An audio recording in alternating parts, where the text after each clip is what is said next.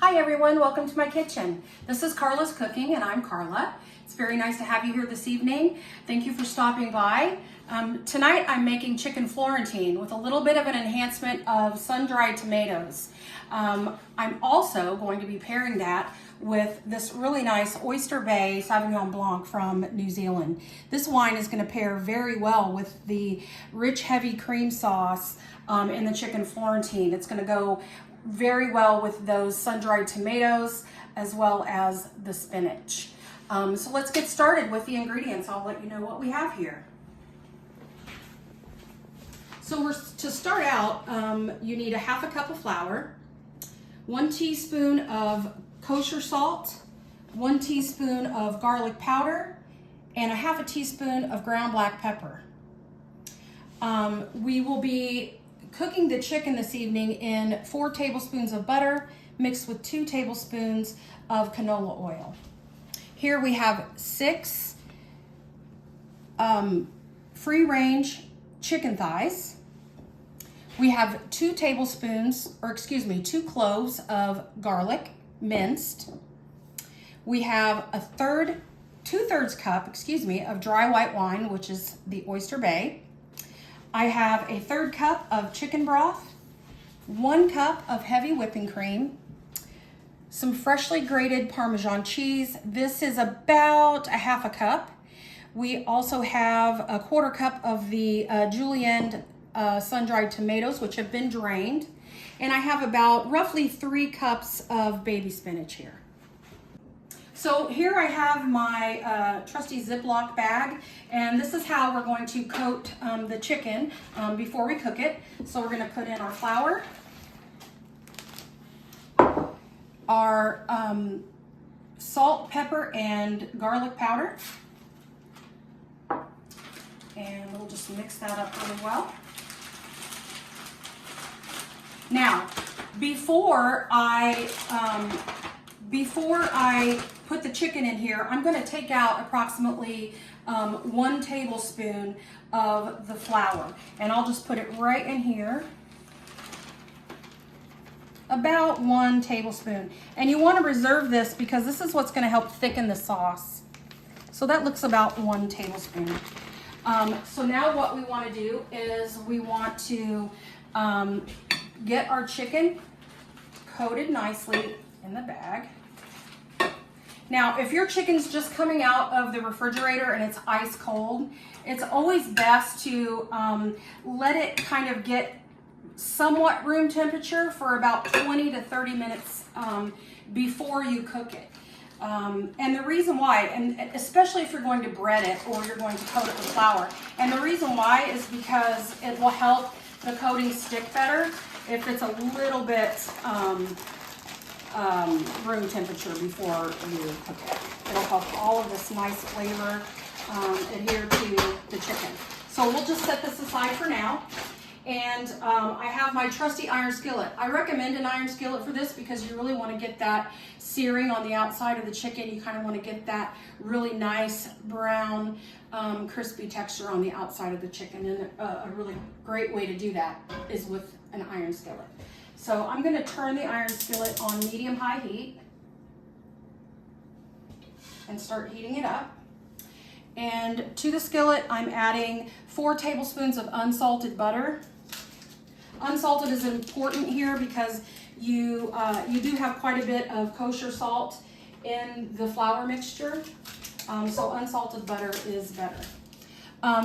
To that butter, I'm also going to mix in 2 tablespoons of canola oil, which is what I prefer to use.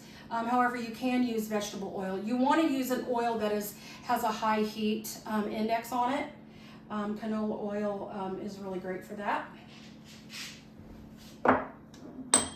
So while that heats up, I'm going to let this rest for about 10 more minutes while my skillet is heating up, and I'll be right back with you. I've allowed my chicken to rest for about 5 or 10 minutes longer in the flour mixture, and I've taken it out of the bag, kind of shaken off the excess, and now we're ready to put it in our preheated iron skillet.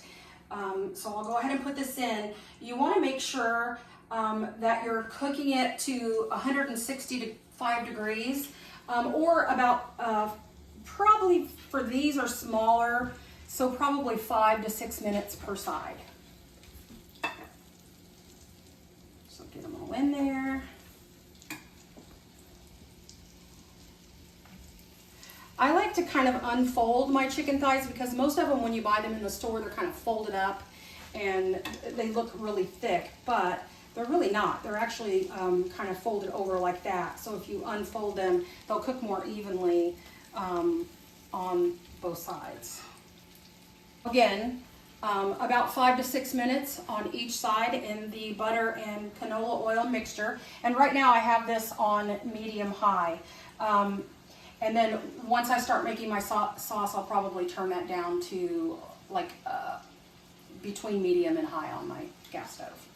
So these have been cooking on one side for about 5 to 6 minutes, and I just kind of wanted to show you when I turn them, there's this very nice golden brown color, and that's what you want. And you can kind of see kind of the crispiness in there, and that's exactly what we want, and that's what the iron skillet does for us. So we'll go ahead and get these turned over, and we'll finish out the cooking. Probably, I think these are only going to need about 5 more minutes, so I'll be right back. I think our chicken thighs are ready. I've done about 6 minutes per side, so I'm going to remove these from the pan.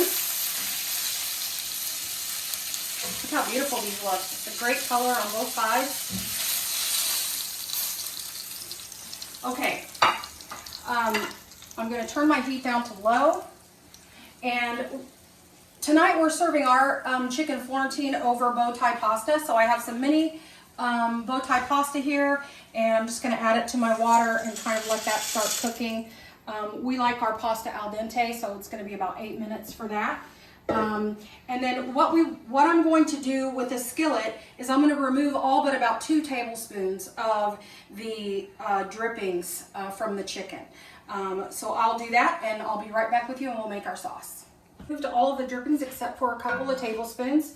And the first thing, and I've also lowered the heat to low on my iron skillet, because the last thing we want to do is burn the garlic, because it'll make it taste bitter. So I'm going to go ahead and add our garlic to the pan.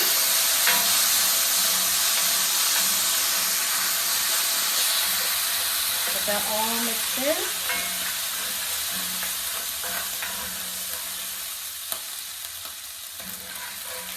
Okay. I'm just going to saute that for about a minute. And then if you remember at the beginning of the video, I saved out about 1 tablespoon of the flour mixture. That was flour, garlic powder, and black pepper. So I'm actually we're going to make kind of a roux here. So I'm going to mix that flour in.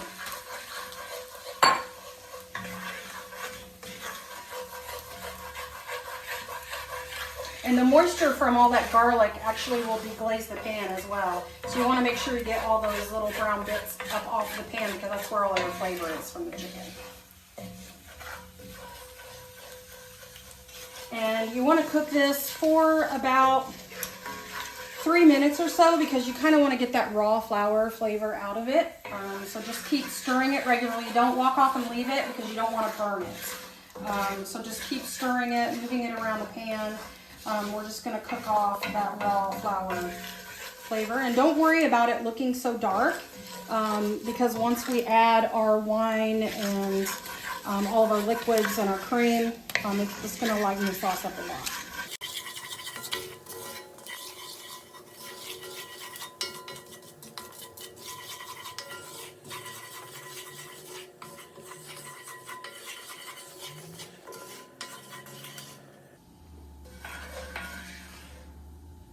Turn it up just a smidge now that it's cooled down.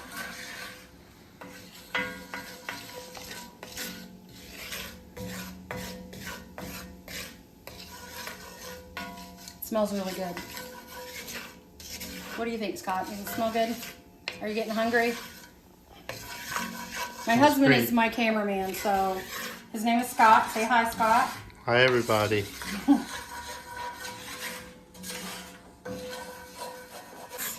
Ready.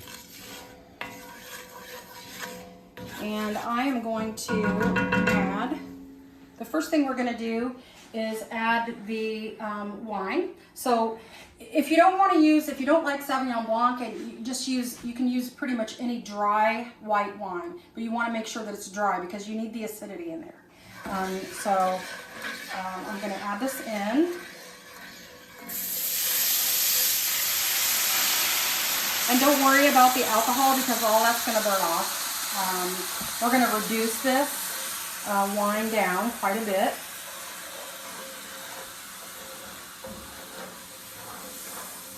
Smells so good.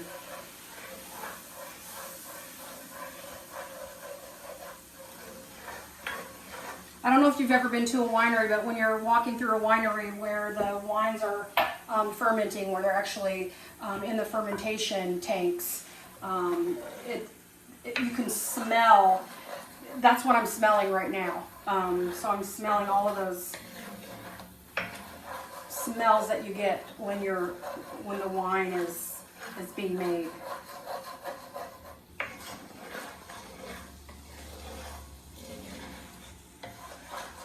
And Scott, if you want to come over here, you can kind of see that this is thickening up quite a bit.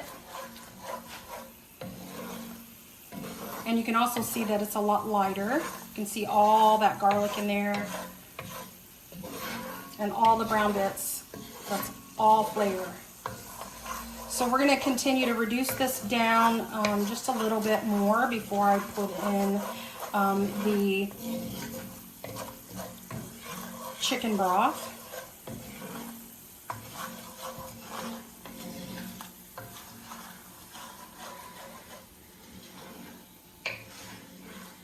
Okay, that's looking great.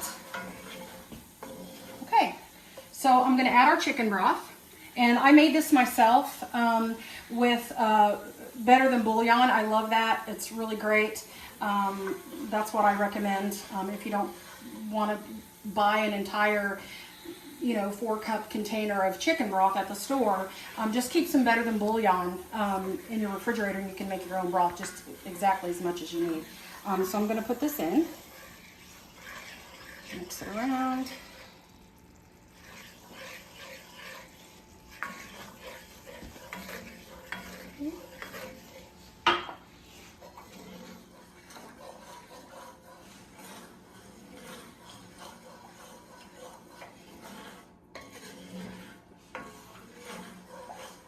We're also boiling our pasta that we're going to serve with our chicken Florentine.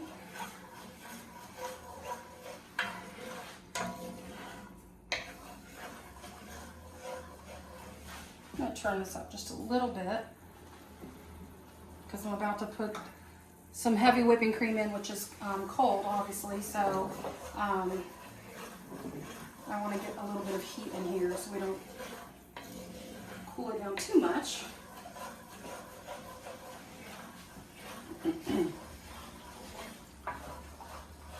Again, this is thickening up really nicely with the broth.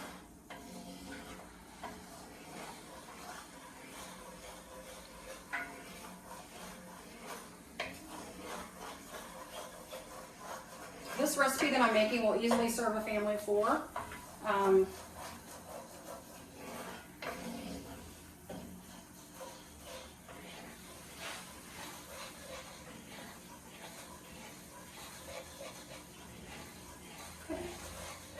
It's getting nice and thick now. I'm going to take a look at that, Scott. You can kind of see when I move the spoon through it, it kind of separates and slowly goes back together. That's a really good consistency to have before you add your heavy whipping cream. So I'm going to go ahead and put this in. I'm going to pour it in slowly while I'm stirring, excuse me.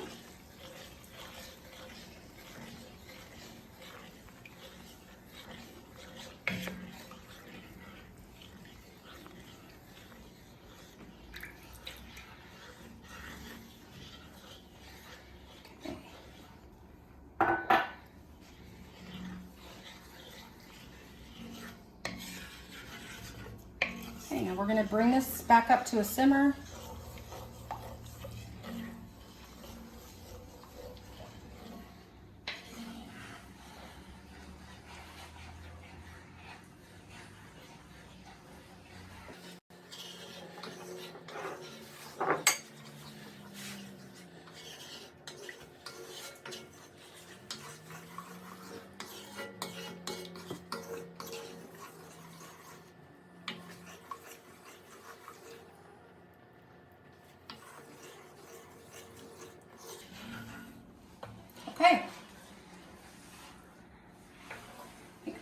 good heat on this. It's starting to simmer, so I'm going to add the grated, freshly grated Parmesan cheese.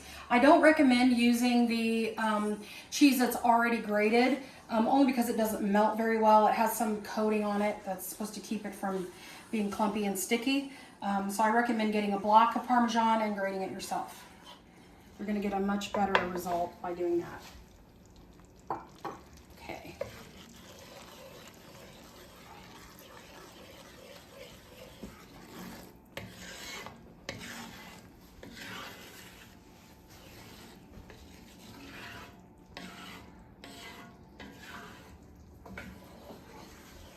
Okay.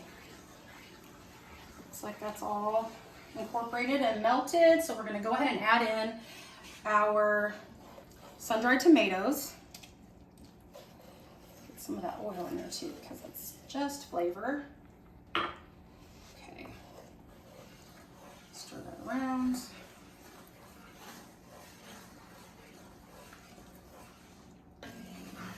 I think our pasta is just about ready as well. You don't have to serve chicken Florentine with pasta. We just decided to have it with pasta tonight.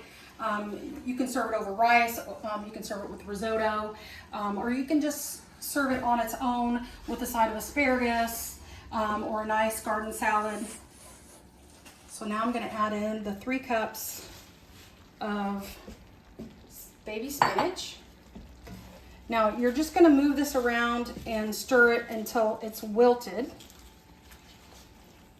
And no, I do not remove my stems from my baby spinach. I think that's silly. The stems are a lot of where all the nutrients are, so it doesn't make sense to me to remove the stems. So we're not doing that.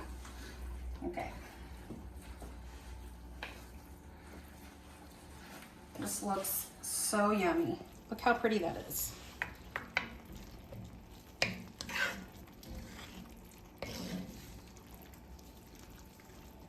Okay. Now, while this is wilting, I can go ahead and add in our chicken, because you want to finish it off in the sauce.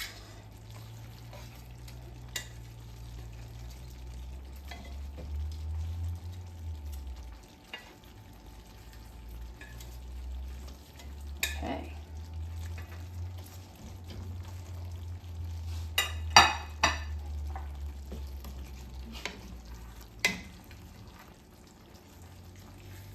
Some of the sauce on each piece.